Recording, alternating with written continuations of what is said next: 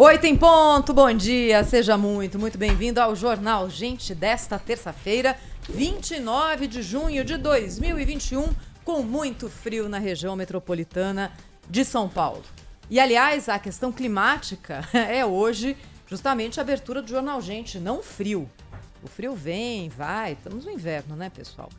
É a crise hídrica, que é causada pela falta de chuvas e que tem consequências muito grandes no setor hídrico e na gestão da nossa economia.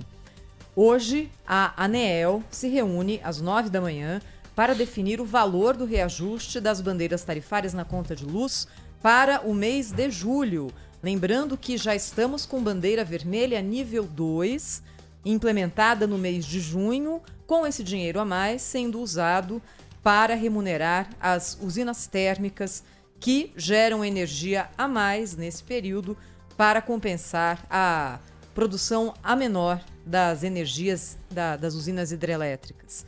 Ontem, em um pronunciamento em rede nacional, o ministro das Minas e Energia, Bento Albuquerque, pediu para que a população usasse a energia de forma consciente. Essas medidas são essenciais, mas para aumentar nossa segurança energética, é fundamental que, além dos setores do comércio, de serviços e da indústria, a sociedade brasileira participe desse esforço, evitando desperdícios no consumo de energia elétrica.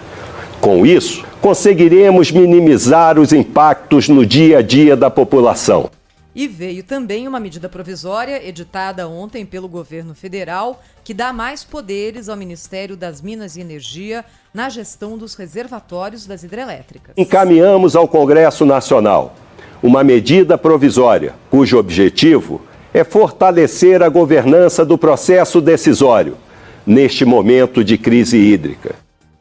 Alguns dados a respeito da crise hídrica. O primeiro deles, e o principal, é que, em termos de chuvas, essa é a condição mais delicada pelo qual o Brasil passa nos últimos 91 anos. Não é pouca coisa, é a situação mais delicada dos últimos 91 anos. Na semana passada, quando nós conversamos no Jornal Gente com o professor Antônio Delfim Neto, falamos com ele sobre crise hídrica. E ele lembrou a gestão que foi feita dos recursos durante o apagão do governo Fernando Henrique Cardoso. Naquele momento, a situação foi mais grave, não por causa da condição climática, mas porque a interligação entre os sistemas elétricos brasileiros ainda não havia atingido o patamar que existe hoje. Hoje é mais fácil você levar energia de um lugar que passa por uma situação mais confortável para outra região do país. A crise principal, nesse momento, em relação ao nível dos reservatórios, acontece na região sudeste, que é a grande consumidora de energia e uma das grandes produtoras também. Agora, há uma condição mais confortável no sul e no norte do país.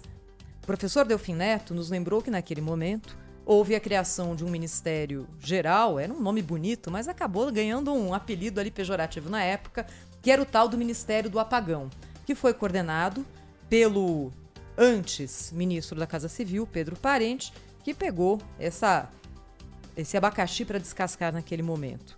E fez uma coordenação interministerial, porque crise hídrica mexe com agricultura, mexe com meio ambiente, mexe com indústria, mexe com economia, mexe com tudo. Pelo que disse ontem o ministro Bento Albuquerque, é uma espécie de reedição desse modelo de gestão que está sendo feito a partir de agora. Um cheque em branco que é dado ao Ministério das Minas e Energia para conduzir a crise hídrica a partir de agora. Me parece que isso era necessário, porque até agora estávamos só acompanhando, é muito pouco, pela gravidade da situação.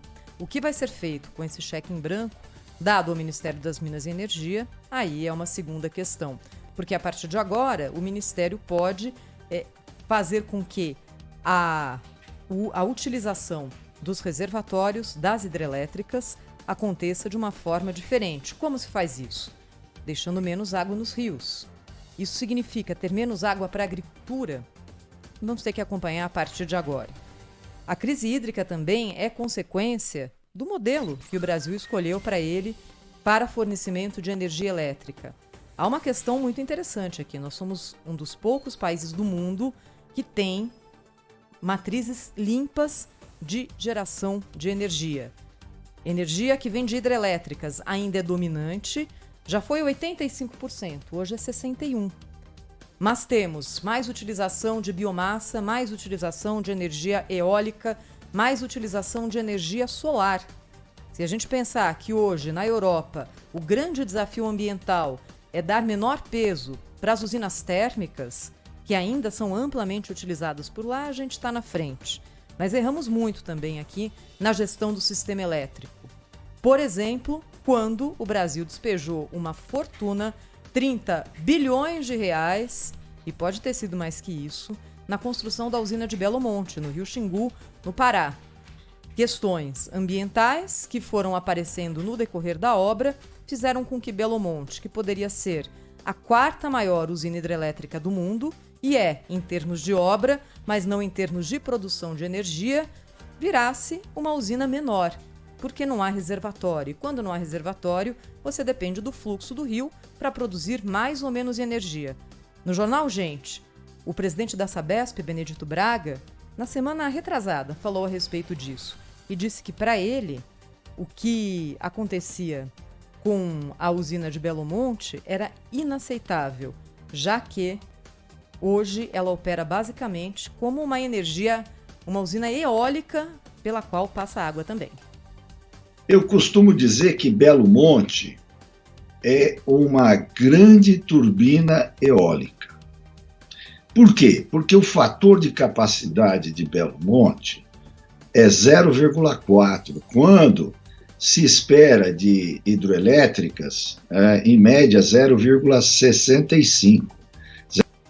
Essa é a palavra do presidente da Sabesp, Benedito Braga, dizendo que basicamente a gente colocou muito dinheiro em cima de uma obra que trouxe pouco em termos de geração de energia. Se era para ser assim, esse dinheiro poderia ter sido usado de outra forma. Vamos a Brasília agora. Cláudio Humberto chegando com o destaque direto da capital federal. Bom dia para você, Cláudio. Olá, muito bom dia, Thaís Freitas. Muito bom dia, Marco Antônio Sabino. Bom dia, Brasil. Olha, aqui ainda vivemos o rescaldo do que aconteceu ontem, né, com a captura e morte do bandido Lázaro Barbosa de Souza. Esse desfecho trouxe grande alívio para a comunidade onde ele permanecia escondido, né? O que se verificou é que ele não saiu da região. Ele ficou o tempo todo ali, uma região bastante limitada, né?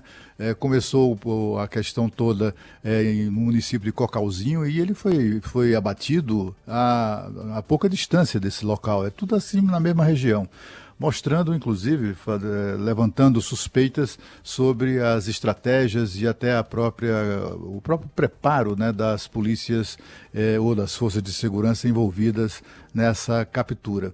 Ontem, no momento em que ele foi abatido, eram 270 policiais, né, envolvidos na operação, isso sem contar drones, helicópteros, viaturas de todas as...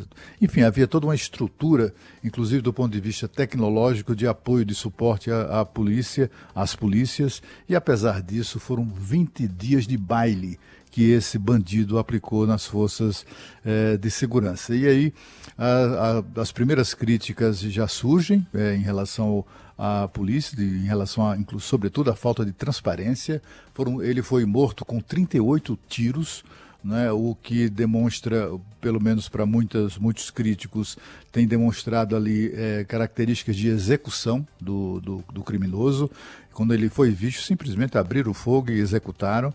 E é claro que a versão da própria polícia de que ele descarregou a sua arma inteira em cima dos policiais, mas por outro lado a OAB, que é OAB aqui do Distrito Federal, que é um dos críticos dessa ação policial, né?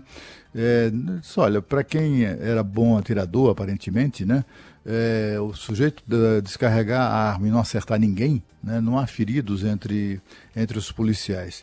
E eu digo aqui, e ainda bem que não há feridos entre os policiais, né?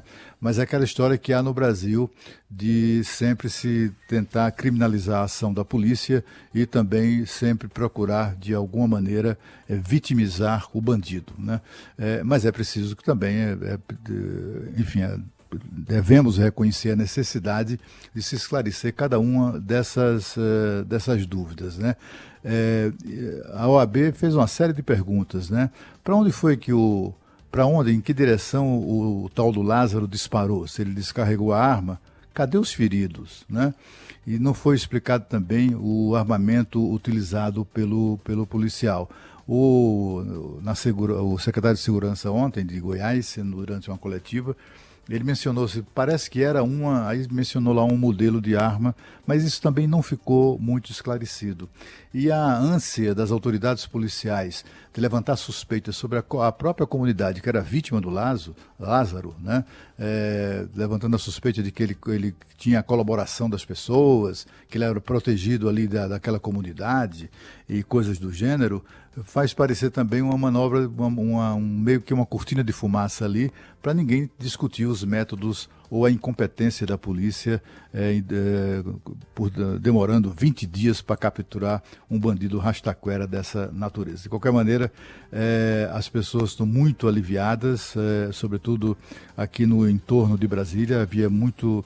Você sabe que aqui, naquela região, as pessoas abandonaram suas casas, foram para casa de parentes distantes, etc., simplesmente com medo de se deparar com o tal do bandido. Quer dizer, imaginar que uma região como essa tenha alguém disposto a colaborar com a fuga do assassino, nem na família dele isso é razoável identificar, né? Até o pai dele fugiu, até o pai do Lázaro fugiu da sua casa porque achava que ele voltaria para matá-lo.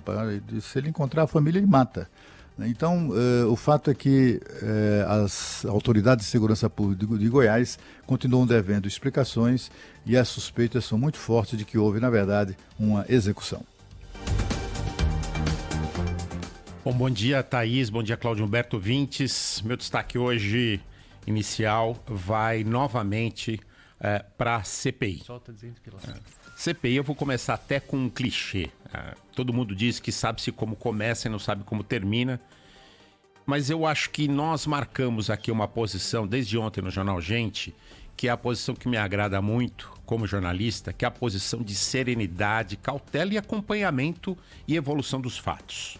Os próprios parlamentares envolvidos na CPI, o senador Humberto Costa, o senador Randolfo Rodrigues, o senador Renan Calheiros, já disseram que há necessidade de cautela. Ora, teriam tudo para dizer o contrário, para botar fogo nessa fogueira aí, para esquentar esse assunto, porque são senadores hoje de oposição ao governo, mas pediram cautela. Os próprios parlamentares da base governista, por outro lado, ainda não se sentem à vontade de fazer a defesa veemente do presidente Bolsonaro. Portanto, há um equilíbrio aí e há uma cautela de ambos os lados.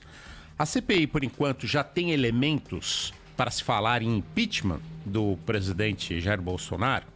A tese é de que Jair Bolsonaro não foi surpreendido pela denúncia do deputado Luiz Miranda.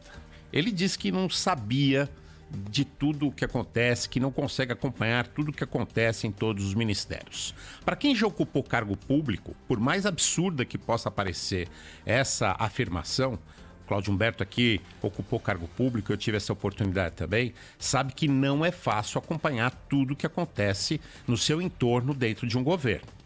Mas essa é a obrigação legal do governante. O governante pode não conseguir, mas ele tem o dever legal de fazê-lo. Mas vamos imaginar que Jair Bolsonaro soubesse, ou que se soubesse não tenha tomado as providências necessárias para evitar que aquele crime se consumasse. Então se fala num possível crime de prevaricação praticado por Jair Bolsonaro. O que é o crime de prevaricação? É um crime previsto no Código Penal Brasileiro, artigo 319, que diz o seguinte: crime cometido por funcionário público, que é o caso do presidente da República, quando indevidamente esse funcionário retarda ou deixa de praticar ato de ofício ou pratica-o contra disposição legal expressa, visando satisfazer interesse pessoal. Portanto, a gente vê que não se trata de um tema simples. Há vários aspectos aqui jurídicos e que os juristas nem são unânimes nessa doutrina no que diz respeito ao que diz esse texto desse artigo do Código Penal. Por exemplo, um erro não caracterizaria o crime de prevaricação. Um emaranhado jurídico, difícil de se produzir prova e que vai gerar uma grande discussão se nós temos a condição de prosseguir nessa questão do impeachment ou não. Uma discussão de fundo técnico. Mas o impeachment é um ato basicamente político. Óbvio que é baseado em questões jurídicas, mas um ato basicamente político. Se o impeachment vai andar ou não, vai depender das ruas, da movimentação da opinião pública. O fato é que, muito mais forte, muito mais palpável do que todas as acusações que estão sendo feitas por enquanto, que envolvem um suposto crime de prevaricação que desdobraria no eventual crime de responsabilidade, são as questões que dizem diretamente ao combate à pandemia. O atraso quase que deliberado na compra de vacinas, a insistência na compra de remédios sem nenhuma comprovação jurídica, a promoção das aglomerações públicas e até uma campanha aberta contra o uso de máscara. O presidente tirou a máscara de uma menina de 10 anos, vamos lembrar disso, lá no nordeste do país. E o número de 510 mil mortes. Enfim, a CPI não terminou, ainda há depoimentos importantes, há outras investigações, há a investigação agora na corrente para se saber o que aconteceu com a compra dos kits dos testes de Covid, mas por enquanto isso não está claro. Vamos aguardar, porque ainda há muita coisa para sair dessa investigação. Cautela. Pois é, e até pegando carona no seu assunto aqui, Sabino, quando a gente olha para o clima político que precisa haver para que um processo de impeachment seja aberto e depois seguir em frente, é necessário que uma grande parcela do Congresso Nacional esteja disposta a entrar nessa aventura. Porque o impeachment é uma aventura que a gente não sabe exatamente onde vai dar. Por isso que eu usei essa palavra. Não no mau sentido, mas porque ele, assim como uma CPI, você sabe como começa e não sabe como acaba. Como temos eleições o ano que vem, a quem interessaria um processo de impeachment nesse momento que chegasse à sua conclusão final, por exemplo, com o afastamento do presidente do cargo? Nesse momento, nós não vemos ninguém, nem da oposição mais extrema, defendendo isso com todas as letras. Simplesmente porque, politicamente, não interessa à oposição também, nesse momento, que isso aconteça. É melhor ter um presidente sangrando no cargo do que um presidente que saia um pouco antes da eleição. Se vão conseguir chegar a esse objetivo, aí são outros 500. Serenidade, nesse momento, precisa ser considerada, cautela precisa ser considerada, porque independentemente da sua posição ideológica, sua posição política, se você gosta, tem simpatia ou tem ódio, porque hoje o ódio também é uma palavra que faz parte do vocabulário da política, ou tem ódio do presidente Jair Bolsonaro, o fato é o seguinte: faz bem para o país um processo de impeachment agora? Que consequências haveria para o país? Ou se, como diz a Thaís, seria melhor esperarmos democraticamente a eleição e trocar ou não o presidente Jair Bolsonaro? Essa é uma discussão que o país precisa ter. Sobre saber agora, este país não é para amadores, né? É um país que está em plena guerra da pandemia e discute o impeachment do presidente da República. É impressionante isso, né? Como o Brasil tem dificuldade de estabelecer prioridades máximas, né? Enfim, ou pelo menos de fortalecer aquilo que é fundamental. O fundamental neste momento é a pandemia, né? Eu fico muito, assim, essa necessidade quase doentia de setores da sociedade brasileira de atuar contra a própria população, porque isso aí não é atuar contra o governo, é atuar contra o próprio país, né? Você imagina, de repente, assim, desarrumar toda a estrutura que está azeitada, que finalmente a gente percebe estar azeitada no combate à pandemia, com todo um processo de vacinação em curso. Enfim, é uma coisa muito complexa o que está em jogo, né? Mas a gente acha melhor discutir, né? Infernizar a vida de quem está no comando lá. É só você ver o que aconteceu com o ministro da Saúde. O ministro da Saúde precisando trabalhar, precisando agir no combate à pandemia e sendo reiteradamente convidado a passar 10 horas sendo interrogado, sofrendo bullying na CPI da pandemia. Isso é uma coisa que, olha, é difícil você encontrar mundo afora, esse tipo de comportamento. Agora, sobre o que Oi, Cláudio. Só para concluir, assim, os dois têm toda a razão, tanto o Sabino quanto o Thaís têm razão absoluta, né? Porque, afinal de contas, como me disse recentemente, reiterou, na verdade, recentemente o cientista político Paulo Kramer, enquanto o Bolsonaro for o único, talvez, mas desses principais atores aí da cena política, né, que sai à rua e é aclamado, enquanto isso estiver presente, enquanto não houver povo na rua exigindo o impeachment dele, não tem impeachment. Não há como se discutir esse assunto. O presidente Jair Bolsonaro falou ontem a respeito dessa impossibilidade de saber sobre tudo o que acontece nos ministérios. Disse isso aqui. Daí, ele que apresentou, eu nem sabia da questão como é que estava a tratativa da vacina, porque são 22 ministérios, então eu não tenho como saber o que acontece nos ministérios. Vou na confiança em cima de ministros e nada fizemos de errado. Esse é o discurso real, né, Sabino? Esse é o discurso real. É a mesma coisa que o presidente de uma grande empresa chegar e falar, olha, eu garanto que nenhum funcionário meu aqui, desses 20 mil funcionários, leve um clips para casa. Você não tem como fazer isso. Não tem. Você tem que chegar e dizer, olha, eu garanto que eu vou fazer tudo que está na minha mão como presidente da empresa ou do Brasil para impedir que isso aconteça e, se acontecer, também vou usar todos os instrumentos que temos, institucionais, para fazer com que isso seja punido e não se repita. Esse é o possível. A questão é que o discurso anterior do presidente Jair Bolsonaro era outro. Era o do eu sei tudo o que acontece em todo lugar e garanto que não existe absolutamente nada. Não é um discurso real. Agora, ele voltou para a realidade. Agora, sabendo ou não sabendo, tem uma coisa, sabe, que da qual ele não pode escapar. Ainda, é claro que ninguém sabe, né? Não é possível saber o que acontece em todo lugar. O governante não tem o dom da onipresença, mas ele tem a responsabilidade, ou tem o dever de conhecer a legislação.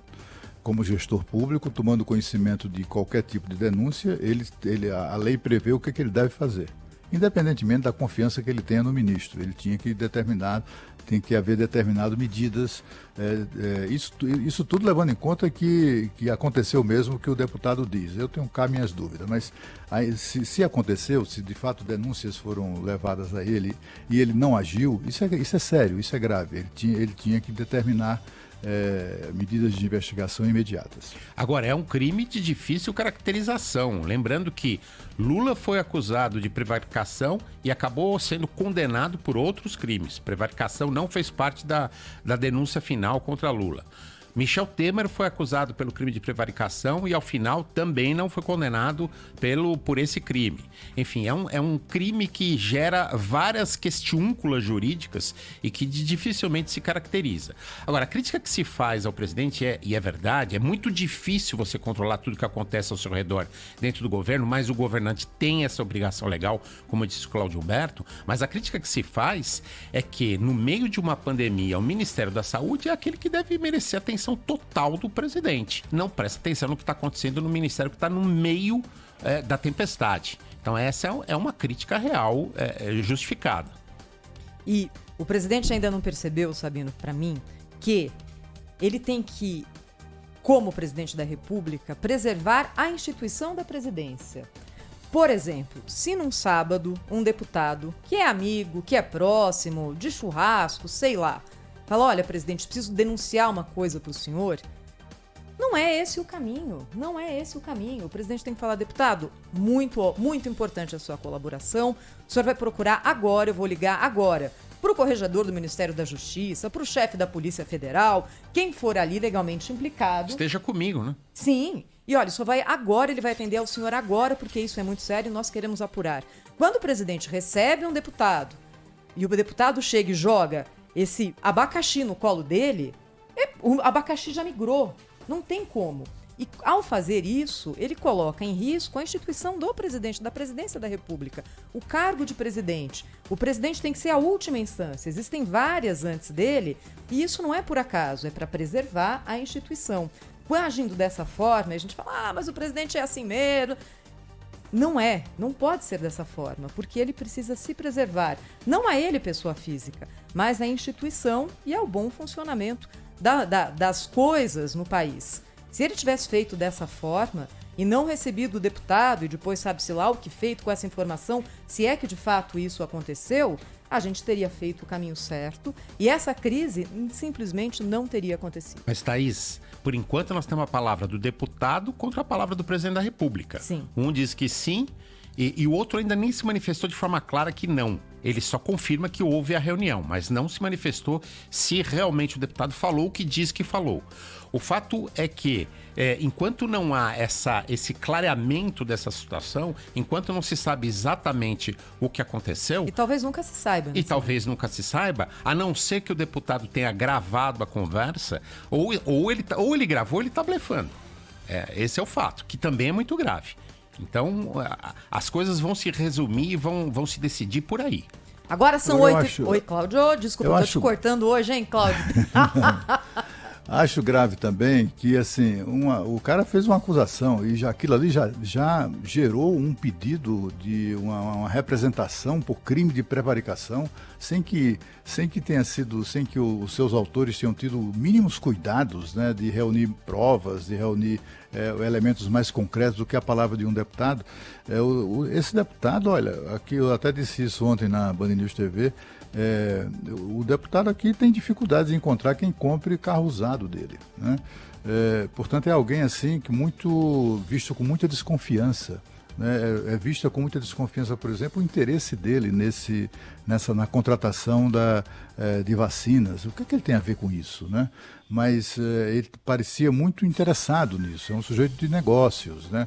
Ele saiu daqui fugido, saiu dos Estados Unidos fugido depois de aplicar um golpe. Ele é acusado disso, né? Ele tem inúmeras acusações. Ele processa a TV Globo, porque o Fantástico fez uma extensa reportagem sobre a vida pregressa dele. Então, assim, é uma figura controvertida. É preciso ter uma certa cautela. Eu imagino que quando alguns parlamentares falam em cautela, eu acho que se referem a isso, só pode ser. É uma figura muito, assim, cuja reputação é no mínimo polêmica, né, para usar uma expressão elegante, né? Então é preciso ter muito cuidado nessas horas. O Brasil todo fica discutindo um assunto, né, enquanto a pandemia avança e também avança o processo de vacinação. Nós estamos, talvez amanhã, de hoje para amanhã, talvez não, certamente de hoje para amanhã, o Brasil vai chegar a marca impressionante, eu acho, uma marca impressionante por tudo que já aconteceu, de 100 milhões de doses aplicadas no Brasil, em 100 milhões de brasileiros, felizes da vida, porque foram finalmente iniciaram o processo de vacinação, e a gente está ignorando isso, é como se não tivesse a menor importância. Há um país aí, há toda como é que eu diria, um conjunto de coisas importantes acontecendo no país, e como por exemplo, o tema que a Thaís trouxe aqui, sobre o qual a Thaís, eu gostaria inclusive de depois, se der um espaçozinho, a gente retomar essa questão aí do racionamento, apagão, enfim, o pronunciamento do ministro das Minas e Energias ontem. Agora, 8h28, no Jornal Gente da Rádio Bandeirantes. Você participa conosco pelo nosso WhatsApp, que é esse aqui. 11 999 048756. E também pode nos acompanhar no youtube.com/Rádio Bandeirantes Oficial em áudio e vídeo. Na sequência, filas, hein? Hoje tem muita fila na vacinação dos postos da cidade de São Paulo. Rede Bandeirantes de Rádio.